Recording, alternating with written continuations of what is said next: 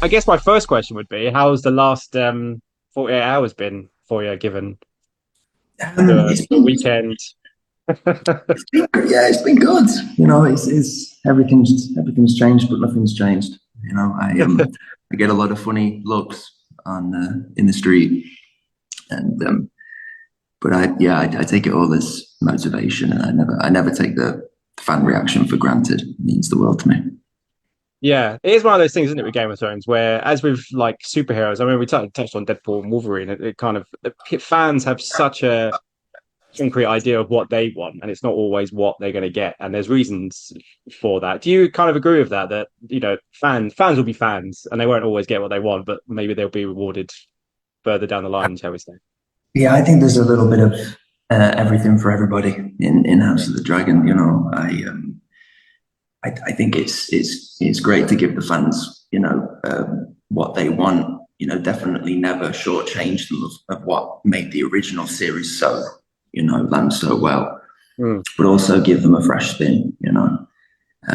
We always knew, like going into House of the Dragon, that we were laying a fresh foundation on the shoulders of a cultural zeitgeist, and so we want to pay homage to that and give the fans what they want, but also give them something that they didn't know they wanted.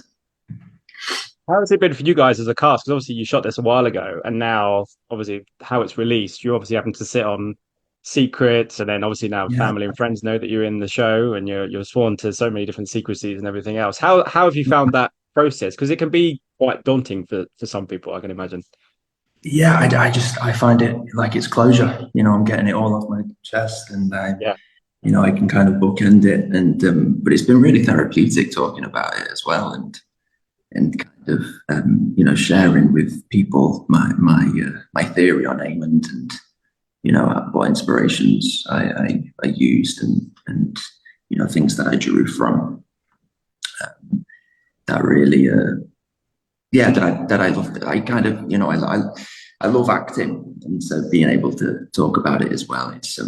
It's taken me a while to kind of get used to it and get warmed up to it, but so far so good.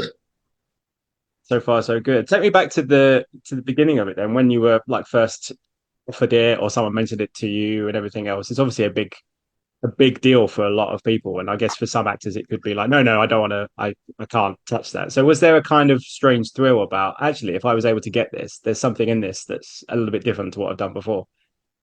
Yeah, for sure. I mean, I've never played quite a villain like Aemond before, but I'd never watched the original Game of Thrones, the OG show. I knew when I landed the part, I didn't want to watch it either. I didn't want it to influence my choices with Aemond, whether it be consciously or subconsciously. I wanted to bring something fresh to this world, and also quite otherworldly as well. So I drew inspiration from other worlds that particularly wasn't the world of Westeros, and bring something that was raw. Have you seen Game of Thrones? Seen bits of it. You've seen bits I've of it. watched the bits of yeah. So my brother is the big fantasy geek in my family, and I Uh, have watched it, but I haven't finished it all the way through. yeah, But there's something about House of Dragon that seems different. Do you know what I mean? Like there's things to it that I enjoy more than maybe I did with Game of Thrones. I don't know if that's something you've heard before, but House of Dragon, like you said, maybe for you as an actor, but for me as a watcher, it feels a little bit different than what the OG one was. Maybe that wasn't for me, but this one seems to be a little bit more. Maybe it's just yeah, the acting or the performances or the people that are in it. Just seems a little yeah. bit Well, a they bit more say that when a spicy. Targaryen is born, the gods toss a coin, right? And one side is greatness, the other side is madness. We've got a whole family of these Exactly, guys. exactly. Hey, you're talking to someone that sits and watches Family Guy on repeat. That's the, it's the kind of stuff that I watch. Do you know what I mean? Or Scrubs or something. I'm more of a comedy guy, but yeah. So when you step into this, I mean, it's such a huge undertaking.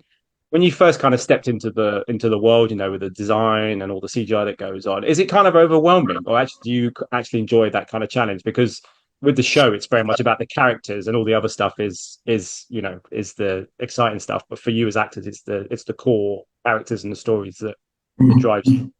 Yeah, I love all of those little relationships, around the council table. All of the subtext behind the text that I love to explore. But certainly, reading the script for the first time and recognizing that this isn't just television, this is HBO. Like every episode is as big as any film out there. And, as an actor, you can either, be intimidated by that or you can embrace it. And thanks to Amanda Knight, our hair and makeup designer, Caroline McCall, a costume designer, the whole writing team, all the crew on HBO, like, our work as a collaborative, their work as a collaborative, it makes my job a lot easier. So much of the work is done for you. And so it's a testament to their genius. Hey, when you do that, I remember listening to people who have played villains who have gone under makeup or have had some stuff go to them, and for the first bit, they're like, okay, I don't know where this is. But then when the stuff starts to get put on, your brain starts to go into, okay, I see it now, and I can feel it Yeah. more than anything else. Did that help you? Obviously the wig is very distinctive, but everything else is kind of like, okay, I can kind of feel him now. Yeah. It's the eye patch is like the finishing And the touch. eye patch, of course, yeah. Yeah. As soon as that goes on, it's like, okay, my perspective has changed. I'm now Raymond. It's really, and everything it represents as well. It's a tragedy Eamon wears, Yeah, as well as his Targaryen blacks. But yeah, I loved it. It's yeah, great. And obviously, we talked about the sequels and everything else. Obviously, the finales come out now. When you obviously got the scripts as you were going through, what was your take on it in terms of as an actor? Were you expecting it to go? Had you been told kind of where it was going to go and what it was going to kind of finalize out, or were you kept in the dark as it went on before you were able to see? Because sometimes I know they're like, right, you can't see the final script until this day. no, I think we got all eight scripts on the read through just before we went into shooting the second I can series. that must have been a good day getting those last couple in terms of like acting stuff. It must have been like, oh my goodness, this is gonna Yeah. for me personally, this is gonna be something special. And you kind of see that in Aemond in the last episode as well. He starts to break a little bit. You start to Yeah. see that kind of vulnerability simmer to the surface, which is really fun to explore. And I cannot wait to explore it even more in season three. Yeah. It's gonna be What drew wild. you to him in the first place? What was it about him that kind of spoke to you in at the start of season one? Because obviously he goes through quite a journey, as do all the characters. So he starts in one place and then obviously he's in a very different place at the Uh, finale. I think Leo Ashton's performance of young Aemond in episodes 6 and 7, that idea of a neglected, bullied boy who was super lonely and he never really found his place in the family. And then you've got the oldest, largest, baddest dragon in the known world in Vagar, and she's so enormous she can't fit within the confines of any castle wall either. And so Aemond and Vagar, they're able to identify with each other in a way. I like to think that when young Aemond claimed Vagar, Vagar also claimed him in a sense as well.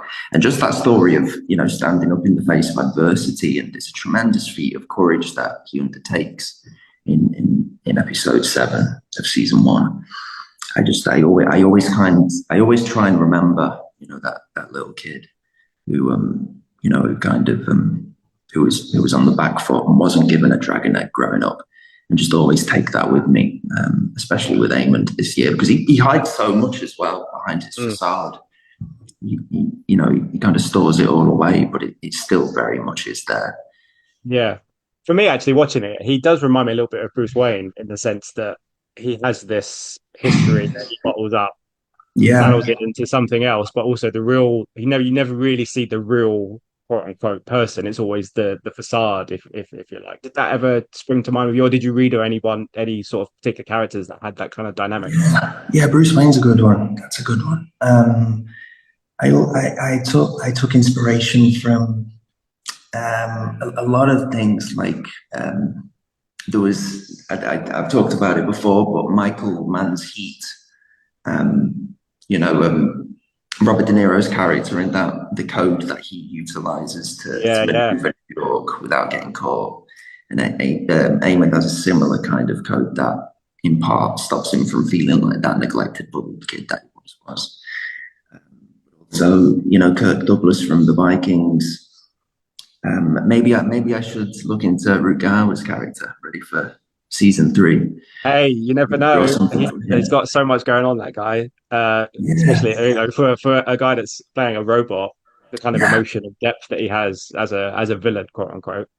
So Although dangerous. most villains don't believe that they're villains. They believe they're doing what they believe is right, regardless of who gets in the way. Which is, if you look at him or the Joker more recently, all that kind of stuff, and then Mm. people from that, it's kind of spiraled from that. I think they're the best ones, the ones that aren't trying to take over the world, the ones that actually have a rhyme and reason to what they're doing, even if it's not quite what it's supposed to be. Do you know what I mean? I think that's where the Yeah, the drama comes from. But look, yeah, hey, if I see some notes of Rutger Hauer in season three, I know where it's come from. yeah. When did they show you the design of your dragon? Did they show you that very early? Because obviously you guys don't really get to see a lot of that. You see kind of the bits of it. I've seen behind the scenes of CGI of Emilia Clarke sitting on like a green teddy bear or something of the Mm. equivalent. How soon did they show you the designs? Because as you say, the size of it is extraordinary, and the design and everything is just incredible. Yeah, I remember the first day that I went on set for a fitting before I started shooting on season one. Ryan Condal got me into his trailer, and he showed me a picture of this bust of Vagar's head, and she's there with a massive jaws, and she's got this gullet, and she's just so big. And Brian was like, "So you're this big compared to Vagar," and I was like, "Oh my gosh, this is evil," this dragon. But yeah, I'm in love with her from the first moment I saw her. I just fell in love. We're a power couple.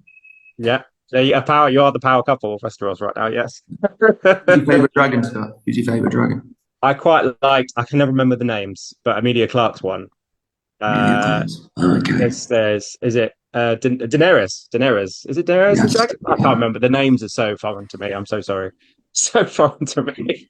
If I see a blonde wig, I know who I'm dealing with. Let's just say Mm. that. So in terms of what comes next, obviously Ryan's talked about season three and what is going to be coming, and trying to speak to fans, just saying, hey, this is like a full season thing. Just be patient, and you'll get what you get. Are you excited for what's next? Because it will be a little bit different for you and your character, and the kind of the trajectory of where he goes next. Yeah, I can't wait. In you had in episode seven, you had the sowing of the dragon seeds. Rhaenyra raises new riders, and they always said that Targaryens are closer to gods than men, and through her actions, Rhaenyra has kind of shrunk that divide between the common folk and dragon lords. We aren't so dissimilar now. It kind of puts into question, our status of like a godlike kind of, of that imagery. And so, Aemond feels very threatened by that. And you see that in Mm. episode 8. He starts to get desperate. He goes to his sister, and begs her to mount Dreamfire and, destroy Daemon and his dragon Caraxes and destroy all of the influence that he has in the Riverlands. But I think that there's definitely a blockade that needs to be broken in season three, and I think that needs to be broken for sure.